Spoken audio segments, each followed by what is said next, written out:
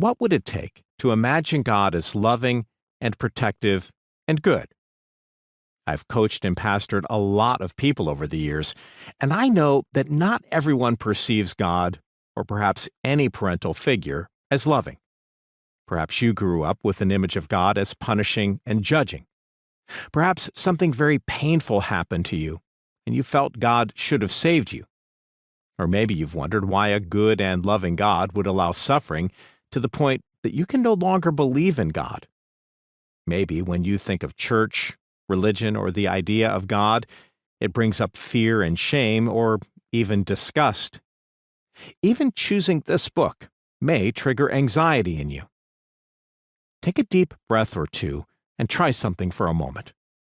Imagine there is no Bible, no religion, no church. Imagine it's just you and some being who gave you birth into this world. What would this being be like? Can you see a loving face smiling at you? Is this being feminine or masculine, or some combination of both? Is this being a light, a loving embrace, a feeling of unconditional love? Write a description of the God you wish existed. You might want to paint a picture, or just hold that feeling in your mind's eye.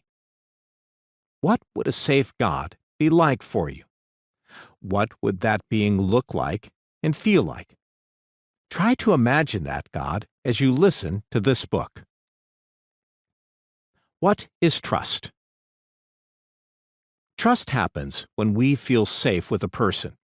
This sense of safety that leads to confidence we might call being secure. To lack a sense of safety leads to insecurity. A person who is insecure struggles to trust, and without trust, we lack confidence.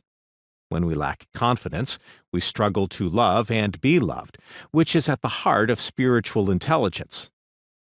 Forming a secure attachment with God begins with learning to trust.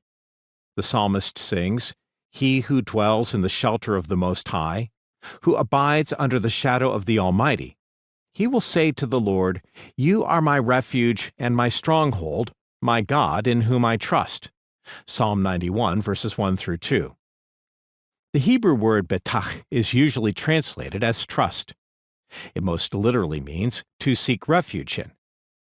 Later in the psalm, the writer compares God to a mother eagle who covers her young under her wings to keep them safe.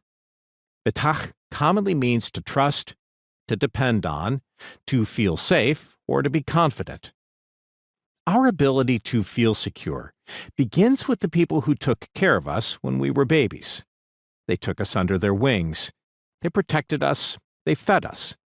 If you had this level of security consistently as a little one, then you were able to have the confidence to grow and learn and have healthy relationships with others.